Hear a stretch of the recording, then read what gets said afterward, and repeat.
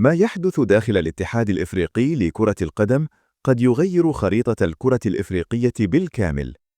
انسحابات، تهديدات، واتحادات غاضبة، وحديث متزايد عن نهاية الكاف بصيغته الحالية. ما الحقيقة؟ ومن يقف خلف هذا التصعيد الخطير؟ ما كان يدار في الخفاء خرج اليوم إلى العلن. تشهد أروقة الاتحاد الإفريقي لكرة القدم حالة غير مسبوقة من التوتر والاحتقان بعد شروع عدة اتحادات إفريقية في التلويح بالانسحاب من الكاف في خطوة توصف بالأخطر منذ تأسيس الاتحاد القاري، ما يفتح الباب أمام أزمة حقيقية قد تعصف بمستقبل المنافسات الإفريقية.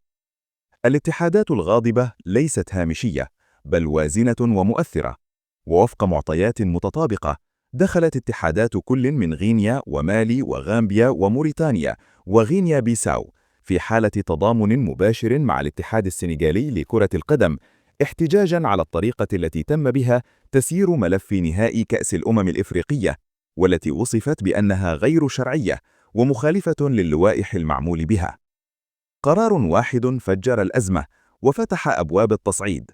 يرجع أصل الخلاف إلى حادثة انسحاب منتخب السنغال في نهاية المباراة، ثم السماح له بالعودة واستكمال اللقاء، وهو ما اعتبرته هذه الاتحادات خرقاً صريحاً للقوانين، ما دفعها للمطالبة بسحب اللقب وفتح تحقيق رسمي في ظل ما وصف بتجاهل قيادة الكاف لهذه المطالب. التهديد أخطر من الانسحاب ذاته، ورغم عدم صدور قرارات انسحاب رسمية حتى الآن، إلا أن مجرد التلويح بهذه الخطوة يحمل تداعيات خطيرة على استقرار الكرة الإفريقية، ويعكس مستوى غير مسبوق من الاحتقان والانقسام داخل أروقة الاتحاد الإفريقي لكرة القدم. الاتهامات طالت قمة الهرم داخل الكاف. مصادر مطلعة تشير إلى أن الأزمة تجاوزت الجانب الرياضي لتأخذ أبعاداً سياسية وإدارية، مع اتهامات مباشرة لقيادة الكاف ممثلة في باتريس موتسيبي وفوزي لقجع بالهيمنة على القرارات وتوجيهها لخدمة مصالح منتخبات وأندية بعينها، على رأسها المغرب وجنوب أفريقيا. السيناريو الأخطر بات مطروحاً بقوة.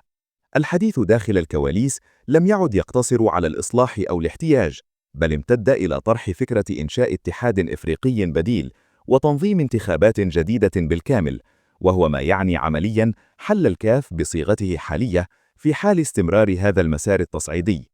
نهائي الكان ليس سوى العاصفة، وتؤكد نفس المصادر أن أزمة نهائي كأس الأمم الإفريقية تمثل الحلقة الأولى في سلسلة من التصعيدات السياسية والرياضية قد تعيد رسم موازين القوى داخل القارة الإفريقية خلال المرحلة المقبلة. برأيك، هل يمثل التلويح بالانسحاب قوة ضغط حقيقية قادرة على تغيير واقع الكاف، أم أنه مجرد تصعيد إعلامي سينتهي بتسوية مؤقتة؟ شاركنا رأيك، ولا تنسى دعم القناة بالاشتراك والإعجاب.